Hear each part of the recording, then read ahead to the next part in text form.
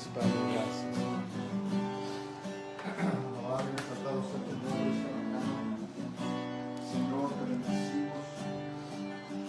Le damos honra y gloria a ti solamente a ti.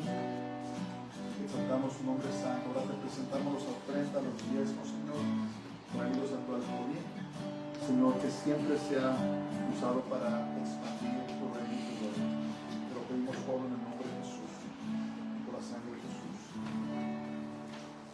Bueno, este día vamos a seguir con nuestro estudio en la epístola a los Romanos y vamos a comenzar en el capítulo 7. Vamos a ver los primeros 11 versículos y he intitulado: pero si su marido muriere, es libre de esa ley, de tal manera que si se uniere a otro marido, no será adúltera.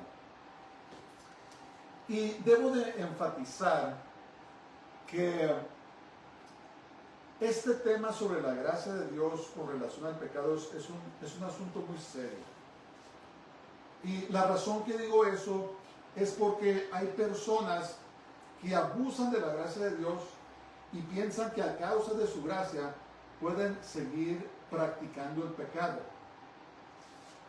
Pero Pablo seguía expandiendo sobre este tema porque es un tema con mucha seriedad. La persona que escoge seguir viviendo en pecado, aunque sea creyente, está jugando con su destino espiritual. Porque la palabra de Dios nos dice que si seguimos en pecado, no vamos a entrar en el reino de los cielos. En el Antiguo Testamento Dios dijo: el alma del Padre es mía y el alma del Hijo es mío. Dice: y el alma que pecare, esta también morirá. Por eso Pablo estaba enfatizando y explicando este punto. Escriban sus papeles. Los hermanos romanos comprendían muy bien, los hermanos romanos judíos comprendían muy bien cuando Pablo se refería a la Torá o a la ley. Acuérdense que Torá significa instrucción. Y el matrimonio fue diseñado por Dios. Cuando una mujer está en relación matrimonial, produce hijos. Cuando nosotros estamos en relación con el Señor, debe de producir fruto. Debe de haber fruto. Y cuando morimos a la ley, así como cuando estamos en la ley o en la religiosidad, se produce fruto a la muerte, ¿verdad? Porque no podemos alcanzar la salvación en nuestras propias fuerzas. Pero cuando nos unimos a Jesús, cuando nos unimos a su gracia, entonces obtenemos salvación. La salvación nos es dada por Dios y entonces en nuestra relación con Jesús producimos fruto, ¿verdad? ¿Qué tipo de fruto? Pues el fruto del Espíritu Santo, ganar almas, hacer buenas obras, ¿verdad? Es producido por nuestra relación con el Señor. En otras palabras, cuando la gracia está en nuestras vidas, no está en nuestras vidas para que cometamos pecado. Está en nuestras vidas para que establezcamos una relación con Jesús y así producir fruto para Él. ¿Entendemos? Cuando estamos en relación con la religiosidad, con el tratar de guardar leyes o ritos religiosos, eso produce muerte porque no trae salvación. Entonces, nos morimos hacia la ley y ahora estamos casados con el Señor. Y debe de producir fruto. Vamos a ver el verso 5. Dice: porque mientras estábamos en la carne, las pasiones pecaminosas que eran por la ley obraban en nuestros miembros, llevando fruto para muerte. Entonces, tienen sus papeles. En la carne se refiere al periodo anterior a la conversión del creyente. Cuando estábamos en la carne. En este contexto, los que están en la carne no son regenerados, no han nacido de nuevo. Y los que están en el Espíritu somos o son regenerados. Por otro lado, tanto los creyentes como los incrédulos pueden andar según la carne, pero solo los creyentes pueden andar según el Espíritu. Entonces tenemos que escoger. Estamos en el Señor, debemos de dejar de hacer las obras de la carne, debemos de dejar de dar fruto del pecado y escoger andar en el Espíritu y producir fruto de justicia para el Señor. Entonces, los únicos que pueden andar en el Espíritu somos los que hemos nacido de nuevo. Pero también si escogemos andar en pecado, podemos andar según la carne. Las personas incrédulas no pueden andar según el Espíritu porque no han nacido de nuevo. ¿Verdad? Es el reto para nosotros los creyentes, de vivir vidas apartadas del pecado y esforzarnos por vivir vidas en santidad, en obediencia a la palabra de Dios, porque ya fuimos muertos a la ley, ¿verdad? Fuimos muertos a los esfuerzos de tratar de salvarnos en nuestras propias fuerzas y ahora hemos sido salvos por la gracia de Dios. Y Pablo está explicando todo eso. Hermanos, ya no pueden vivir como vivían. Ya no pueden andar haciendo ni hablando como hablaban antes. Dice, al contrario, ahora tienen que vivir apartados en santidad, no como el mundo. No abusando de la gracia de Dios, ¿verdad? Porque esto dirige hacia la muerte.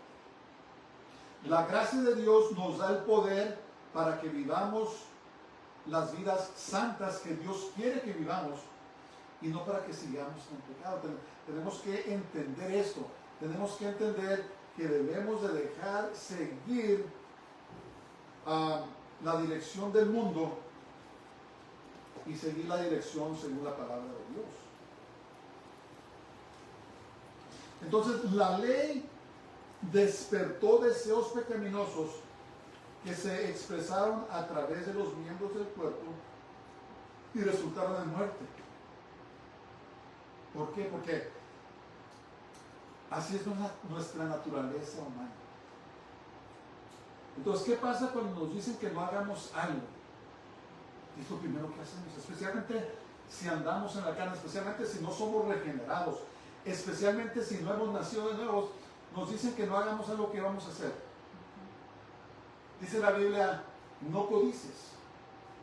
No codices a la mujer de tu prójimo, que es lo primero que hacen los hombres en el mundo. Andan codiciando a otras mujeres, ¿verdad? No tiene nada de malo que miremos. ¿Cómo que no? Jesús dijo que si los hombres miran a una mujer en su corazón con lujuria, dice que ya cometieron adulterio con ella en su corazón. Ese es contado por pecado. La Biblia dice que no robemos, no debemos de robar. ¿Qué pasa? Hay muchas personas que roban. ¿Qué? Porque en nuestra carne existe una rebeldía que viene desde el tiempo que Adán y Eva cayeron del Edén. Tenemos esa naturaleza que va en contra de Dios. Dice, no matarás, no cometerás homicidio. ¿Y qué pasa? Hay mucha sangre inocente siendo derramada por la naturaleza pecaminosa.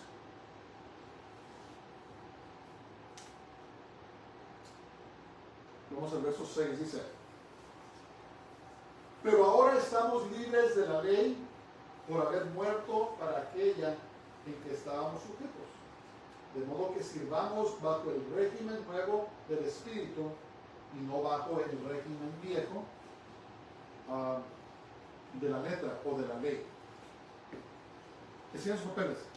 En la conversión, los creyentes murieron a la ley con el resultado de que ahora pueden servir en novedad de vida. Ahora vivimos una vida nueva.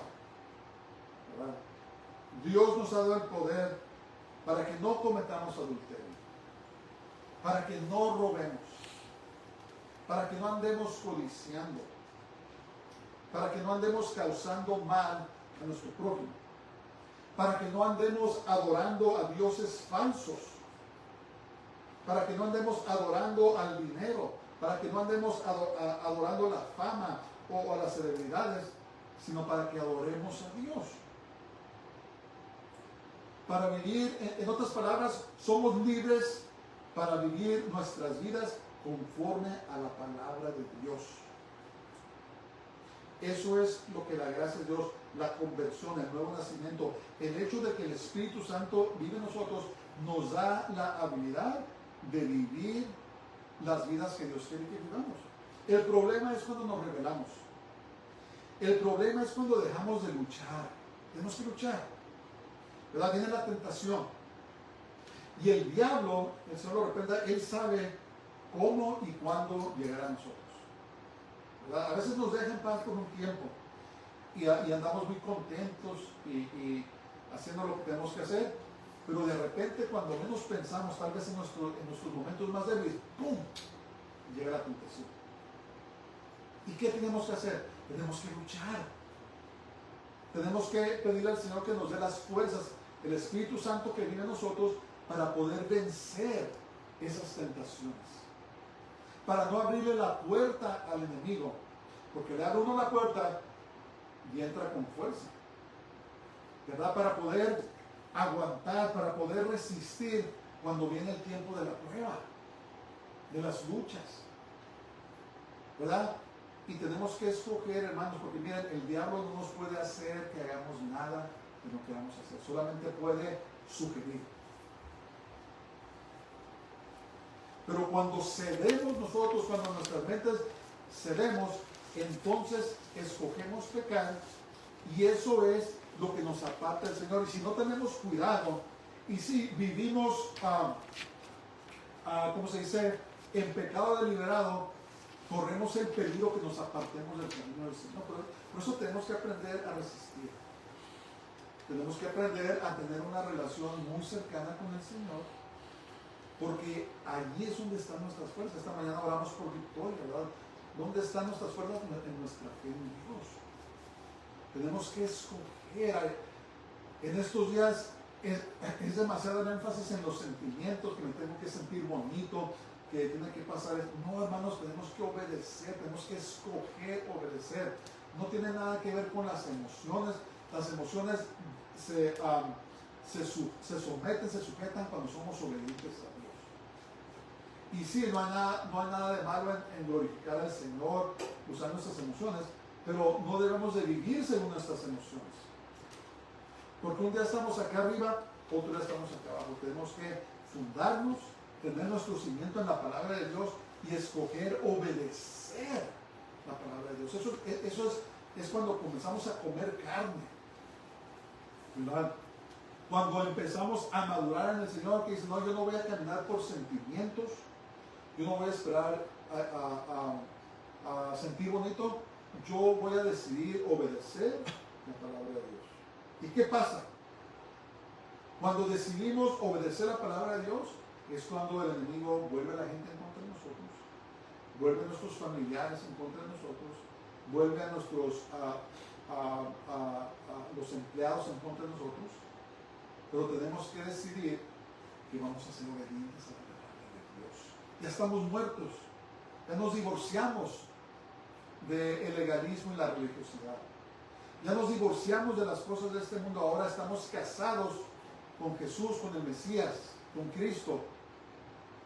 Y ahora debemos buscar tener una relación muy íntima con Él para que produzcamos fruto.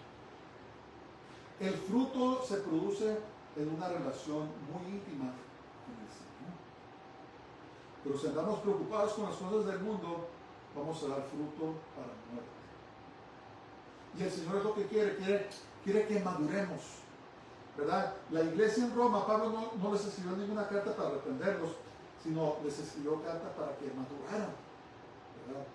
Para que se afirmaran y se establecieran cada vez más en su fe en el Señor. ahora tenemos una nueva vida en el Espíritu Santo y no la vieja forma de la letra, o sea atados a actividades religiosas creyendo que nos vamos a salvar,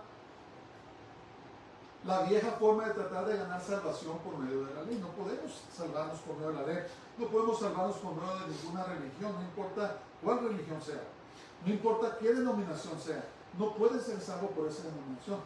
Somos salvos por nuestra fe en Jesús, es una relación. A veces cuando hablo con la gente del Señor, yo les digo, ¿sabes qué? No te estoy hablando de una religión, yo te estoy hablando de una relación. Porque te puedes ir de esa denominación, te puedes ir de esa congregación a otra, pero te llevas al Señor contigo, ¿verdad? El Señor no está en una jaula, no lo podemos enjaular, no podemos decir que, mira, aquí nomás está el Señor. No, Dios está en todas partes. Podemos desarrollar nuestra relación con Él y afirmarnos y establecernos en el Señor. Es muy serio, especialmente en estos días que hay tanto engaño, tantas mentiras, ¿verdad? Personas atreviéndose a decir que Jesús estaría a favor del aborto, atreviendo a decir que Jesús es homosexual, atreviéndose. ¿Por qué? ¿Sabes por qué? Porque están formando a Jesús a su propia imagen y semejanza. Están formando dioses que están de acuerdo con ellos, con su pecado. ¿Sí entiendes eso? Pero si leemos la verdadera historia de Jesús, si leemos sobre el verdadero Jesús en la Biblia, nos damos cuenta que lo mataron. ¿Por qué? Porque no se conformaba a este mundo. El Jesús de la Biblia es amor, es misericordioso, pero también es el juez justo, que va a venir a juzgar al mundo por sus pecados. Ese es el verdadero Jesús. Es el Jesús a que debemos rendir nuestras vidas a Él, entregarle todo para que seamos salvos, ¿verdad? Porque Él es el Dios todopoderoso. Y las personas que están diciendo estas blasfemias son personas que están formando a Jesús a su propia imagen y semejanza. ¿Qué es eso? Es idolatría. Cuando formamos a Dios como creemos que es y no como es.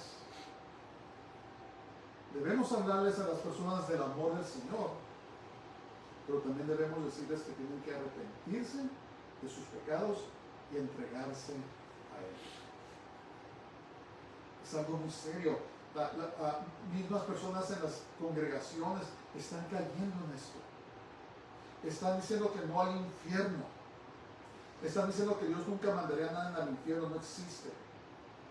Están formando a Dios a su propia imagen y semejanza y no a lo que dicen las Escrituras. Por eso tenemos que conformarnos nuestras vidas a las Escrituras y no a lo que pensamos y no a las opiniones de otros, porque un día Jesús nos va a juzgar por medio de su palabra o basado en su palabra. ¿Qué respuesta le vamos a dar? No que este político dijo esto, no que este pastor dijo lo otro, pero que dice la palabra de Dios. Entonces lo que Pablo escribe aquí es una cosa muy seria, ¿verdad? No debemos de abusar de la gracia de Dios. No debemos usarlo como excusa para pecar. Ciertamente el Señor ha sido muy gracioso con la tierra, ¿verdad? Desde que ascendió al cielo, esos últimos 2000 años, ha sido muy paciente, lleno de gracia, dándole oportunidad a las personas que se arrepientan. Pero ¿sabes qué? Va a llegar el día en que se va a acabar eso. Va a llegar el día en que es muy tarde. Si no conoces a Jesús, esta mañana yo te invito, ríndele tu vida, vuélvete de tus pecados, arrepiéntete, reconócelos y entrégale tu vida. Si eres creyente, estás viviendo en pecado, estás apartado, yo te ruego que te regreses a Él. Él te recibe, porque el tiempo es tarde, el tiempo es tarde. Este mundo se acaba. Este mundo con su engaño se está acabando. Todos los países desarrollados están en deuda, en gran deuda, trillones y trillones de dólares. ¿Cuánto va a durar eso hasta que se colapse? No puede ser mucho tiempo más. Volvámonos al Señor de todo corazón, vivamos en santidad, busquemos vivir en obediencia a la palabra de Dios, porque el tiempo se acaba. Estamos casados con el Mesías. Estamos casados con el Señor. Él es nuestra esperanza. Él es nuestra salvación. Él es nuestra meta. Y no importa qué pase, sea sacudida la tierra, suceda esto y lo otro, nosotros nos vamos con el Señor. Vamos a seguir. No se puso. Ok. Alguien lea Romanos 7:7, por favor. Fuerte. Romanos 7:7.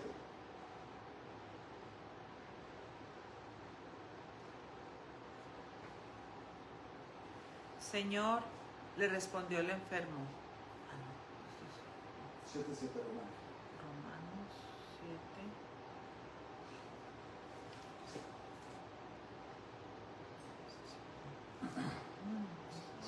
Se pone Juan. Pongo Romanos y se pone Juan. ¿Son ellos? ¿Qué diremos, pues? La ley es pecado en ninguna manera. Pero yo no conocí el pecado sino por la ley, porque tampoco conociera la codicia si la ley no dijera no codiciarás. Entonces, la pregunta lógica es, ¿entonces es pecado la ley? Si poniendo nuestra confianza en la ley nos lleva a la muerte, ¿es pecado? Pablo dijo no. ¿Verdad? ¿Por qué? Porque la ley revela el pecado. El problema es que sin Dios no podemos guardar la ley. Entonces Pablo responde, dice, escribe sus papeles, ciertamente no. Pablo niega enfáticamente que la ley sea pecaminosa. Pero sí lo que hizo la ley es que reveló el pecado. Vamos a Romanos 7:8. Dice, mas el pecado, tomando ocasión por el mandamiento, produjo en mí toda codicia, porque sin la ley el pecado está muerto. O sea que la ley define el pecado. Entonces, la ley también, ¿saben lo que hace? Tratar de observar la ley meramente suscita el pecado. ¿Qué quiere decir eso? Me revuelve. Lo despierta. ¿Verdad? De repente, como habíamos dicho antes, nuestra naturaleza nos dice, no hagas esto. El diablo comienza a trabajar. Y si andamos meramente en la carne, tratando de vivir la vida del Señor sin su poder, entonces el pecado nos empieza a picar. ¿Verdad? Es como dijimos nuestra naturaleza, que nos dice, ¿sabes qué? No vayas a tocar esa pared porque la pintura está fresca. ¿Y qué es lo primero que hacemos? Volteamos a ver que nadie vea, vamos a la pared y lo tengamos y decimos, hombre, de veras es cierto, ¿verdad? Está fresca la pintura, ¿verdad? Es nuestra naturaleza. Entonces cuando llegó la ley dijo, no codicies, no cometas adulterio, no robes, empezó a moverle al pecado, y la gente a escondidas muchas veces empezaban a practicar el pecado, porque nadie podía guardar la ley sin el poder del Señor. ¿Verdad? Cuando le damos nuestra vida al Señor, cuando le rendimos nuestra vida, entonces su Espíritu Santo viene a nosotros y nos ayuda para que podamos vivir esas vidas. Y aún así no somos perfectos, pero lo que sí hace es que ahora tenemos la ayuda del Señor Jesús para ayudarnos a vivir las vidas que Él quiere. El pecado puede existir sin la ley y lo existió desde antes de la ley. La gente pecaba y moría. Pero cuando llegó la ley, la gente empeoró aún más. Porque ahora el diablo usaba esos mandamientos de la ley para mover a las personas a pecar. Sin estándares de lo correcto e incorrecto, no puede haber un juicio de lo que es pecado y lo que no lo es. Entonces, antes de la ley, Dios no juzgaba a la gente por los pecados, pero el pecado produce muerte, porque es lo que hace. El resultado del pecado es muerte, y la paga del pecado es muerte.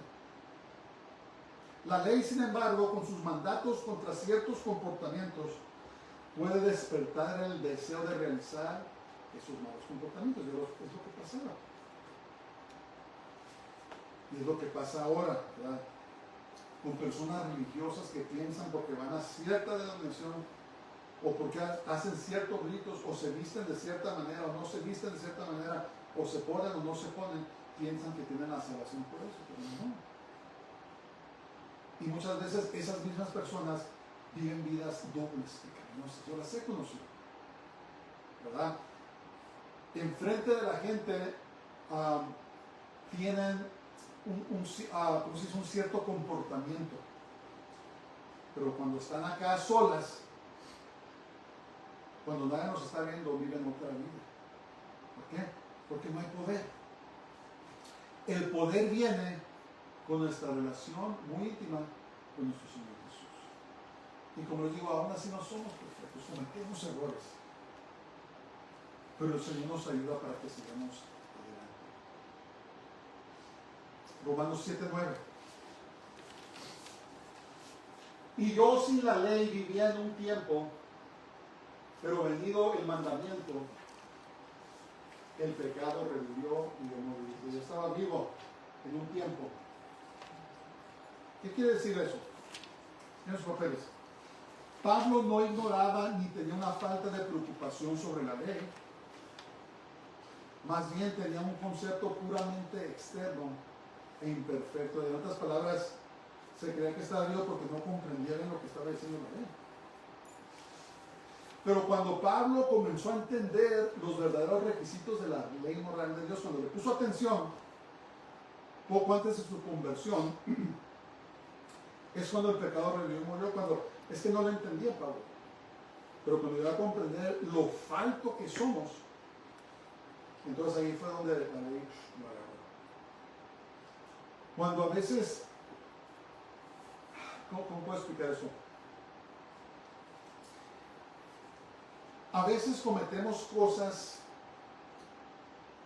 porque no sabemos, ignoramos, no entendemos. Y Dios en su gracia nos permite dejar hacerlo. Pero llega el momento en que comprendemos, ¿sabes qué? Eso no está bien. Lo has estado haciendo por mucho tiempo, pero ahora has comprendido que no está bien. ¿Qué pasa? Ahora, porque sabemos, si lo seguimos haciendo, ¡boom!, llega la disciplina del Señor. ¿Por qué? Porque hay una diferencia cuando hacemos algo en ignorancia a cuando lo hacemos a sabiendas. Entonces, la gracia de Dios está con nosotros porque no sabemos, pero un día se nos revela y si seguimos queriendo hacer lo mismo, ¡pum!, viene la disciplina del Señor. Lo que pasaba con Pablo, no entendía, pero un día entendió y dijo, Dios mío, soy falto. ¿Qué va a hacer de mí? La semana que entra vamos a ver lo que escribió Pablo sobre las cosas que quiere hacer y no las hacía, y las cosas que no quería hacer pero las hacía. Es una lucha que tenemos, es una guerra interna que tenemos. A veces lo pintan en las caricaturas como un angelito y un diablito aquí, ¿verdad? El angelito diciéndole, no, haz lo correcto, y el diablito diciéndole, no, haz lo incorrecto. Es una lucha interna que tenemos, una batalla que el hombre espiritual quiere obedecer a Dios y su palabra, pero la carne, la naturaleza pecaminosa, quiere cometer pecado, quiere salirse con la suya.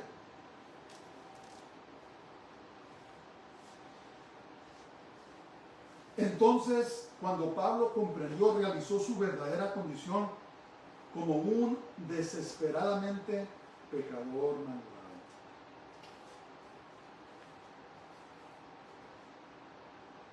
Pablo realizó su condición espiritualmente muerta, que todas sus credenciales religiosas y logros eran basura. ¿Se acuerdan que habíamos dicho eso? Que Pablo era un hombre altamente educado. Y fíjense, en esos días estudiar la Biblia no era como ahora. Ahora la tenemos muy bonita, tenemos libros, están divididos por libros, divididos por capítulos y divididos por versículos. Podemos encontrar cualquier cosa muy fácil, pero en aquellos días no era así. En aquellos días los rollos de las escrituras, la Tanaj, el Antiguo Testamento, era escritura continua. Si querían encontrar algo tenían que abrirlos y buscarlos. Entonces quiere decir que aparte de todas las horas de estudio que Pablo tenía que hacer, también duraba tiempo para encontrar los pasajes. ¿Qué nos dice eso? Que era un hombre grandemente esforzado en el estudio de la palabra de Dios. Era una eminencia. Dios sabe a quién escogió, ¿verdad? Porque después lo escogió a Pablo y fue un gran instrumento. Fíjense lo que dice ahí en la carta a los Filipenses 3, versos 7 y 8. Pablo hablando, dice, pero cuántas cosas eran para mí ganancia, las he estimado como pérdida por amor de Cristo, porque realizó, soy un gran pecador, soy desesperadamente malvado, no me puedo salvar a mí mismo. Y ciertamente aún estimó todas las cosas como pérdida por la excelencia del conocimiento de Cristo Jesús, mi Señor, por amor del cual lo he perdido todo y lo tengo por basura para ganar a Cristo. Todos sus logros, todos sus grados. Pablo estudió bajo el más grande rabino llamado Gamaliel ahí en Jerusalén, porque Pablo venía de una familia rica. Pero ¿qué escribió al último? Dios, ¿sabes qué? Cuando me di cuenta de la gran necesidad que tenía el Señor, que era un gran pecador, y me entregué a Él, cuando conocí su amor y su gracia, todos mis logros, ¿qué hice? Lo tengo por basura para ganar a Cristo. Fíjate nomás. Ahora, no me vayan a malentender. Si son estudiantes universitarios, si tienen un grado, no lo vayan a tirar. Trabajen, hagan lo que tengan que hacer. Pero lo que Pablo estaba diciendo, ¿sabes qué?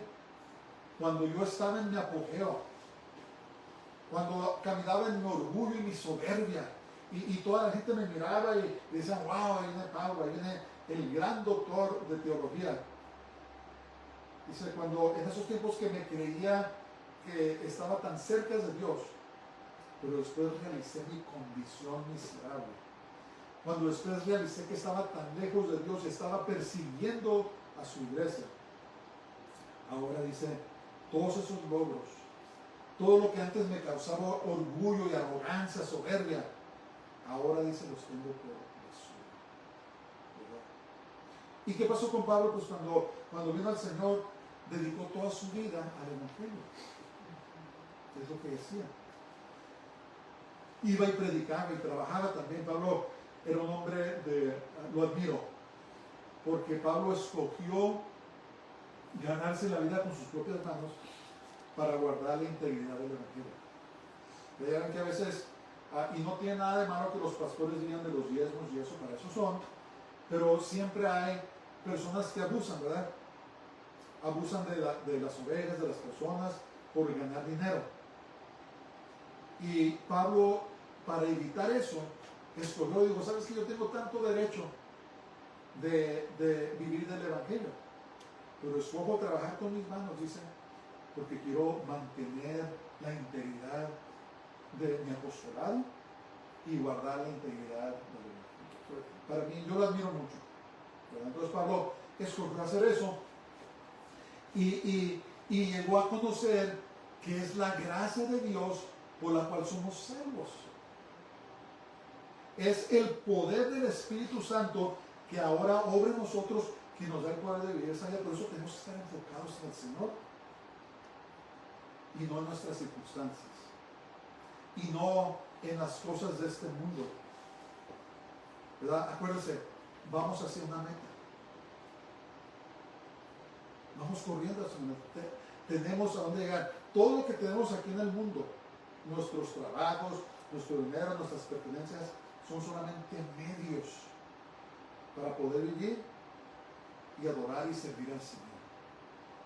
Y finalmente, alcanzar la vida eterna, ser glorificados.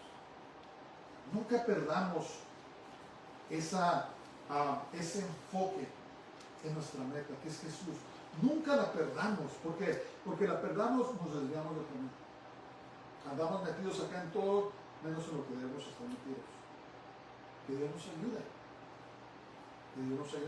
Entonces la gracia de Dios nos salvó por la fe y también nos da el poder, nos apodera para que podamos vivir vidas victoriosas. Usemos la gracia de Dios, Señor, dame más de tu gracia para obedecerte. Y no tener la actitud, Señor, dame más de tu gracia porque voy a ir a pecar y después quiero regresar a pecar. Equivocación. No. Es, Señor, dame más de tu gracia para poder vivir en obediencia a ti. La gracia de Dios. ¿Verdad? Ese terrible precio que Jesús pagó con nuestros pecados. Y ahora debemos de vivir en obediencia. Y por eso Pablo enfatizó tanto la gracia. No, dice, la gracia no es para que pequen. Vamos, dice, ¿qué haremos pues? ¿Pecamos más para que abunde más la gracia? Por supuesto que no. Por supuesto que no.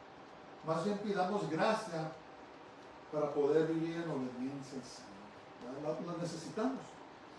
Necesitamos la gracia de Dios. No podemos vivir sin su gracia. No podemos vivir sin su favor inmerecido. Necesitamos la gracia de Dios. Y por eso es que Pablo les escribía a los hermanos en Roma, hermanos, miren, guárdense, tengan cuidado. ¿Verdad? Roma es como ¿cómo se dice? La condición socioeconómica, la condición social en la que vivimos ahora era muy similar en Roma, ¿verdad? Paganismo, dioses falsos, sacrificios humanos, inmoralidad y perversidad sexual por todos lados, falsas doctrinas, falsos maestros. Y la palabra de Dios ahora nos aconseja a que toda justicia señala la vida. Pero ya dijimos que nadie puede guardar la ley en sus propias fuerzas. Ningún hombre pudo, solamente Jesús. Entonces, en esos papeles, como el pecado reina en nuestra naturaleza, la ley significa juicio y muerte para nosotros, porque no podemos guardarla a la perfección como es requerido. Entonces, ya dijimos que la ley Dios nunca la dio para salvación, la Torá. La dio para definir el pecado, y después Él mismo vino y la guardó a la perfección y murió y resucitó. Y cuando nosotros ponemos nuestra fe en Él, su justicia nos las da a nosotros. Es un término, ¿cómo se dice? Teológico, dice que imputa su justicia a nosotros, nos da su justicia, nos viste de su justicia. Y ya no tenemos que andar preocupados si somos perfectos o no.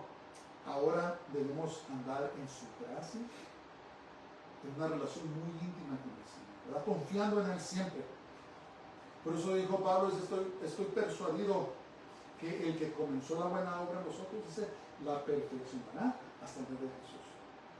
Él es el autor y el consumador de nuestra fe. En otras palabras, ahora caminamos por fe en la gracia de Dios. Estamos casados con el Mesías. Hemos muerto a los ritos religiosos.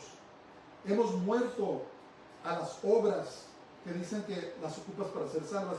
Y ahora somos casados con el Mesías, casados con la gracia de Dios, confiando en Él, de que Él nos va a ayudar para que podamos llegar. No podemos solos. No trates de caminar solo. Ríndete a Él. Estás sufriendo ahorita, a lo mejor te has esforzado, ya te acabaste, estás exhausto, porque has querido hacer las cosas como a ti te parecen, has querido hacer las cosas como a ti más te piensas que son mejor, y estás cansado. Este día yo te digo, ríndete a Jesús, entrégale todas tus cargas, todas tus penas, tus errores, entrégale todos tus pecados, todas tus flaquezas, tus falsas, entrégaselas a Él, porque Él tiene cuidado de nosotros. Jesús tiene cuidado de nosotros. Cuando nos enfocamos en la religión, en los ritos, somos engañados para pecar, lo que mata nuestra vida espiritual. Conclusión. Ahora por fe en Jesús la ley ha muerto para nosotros. Ahora somos casados a la gracia de Dios por fe en Jesús y somos libres para servirle con entera libertad. Acuérdate de eso. Pídele a Dios que te dé más gracia, no para pecar, que te dé más gracia para obedecer. Padre, te damos gracias este día. Te alabamos y te bendecimos porque eres bueno y tu misericordia para siempre. Señor Jesús, ayúdanos a caminar en tu gracia, Señor. Ayúdanos a acercarnos más a ti, Padre.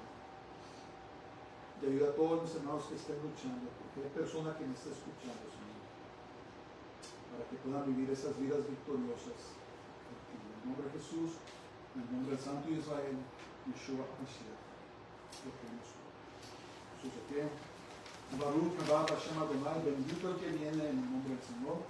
El Señor te bendiga y te guarde, el Señor haga resplandecer su rostro sobre ti y tenga a ti misericordia, el Señor haga volver su rostro sobre ti y te llene su paz y su shalom. Dios bendiga a todos, tengan una semana gloriosa y caminen en la gracia de nuestro Señor Jesús el Mesías. Shabbat shalom.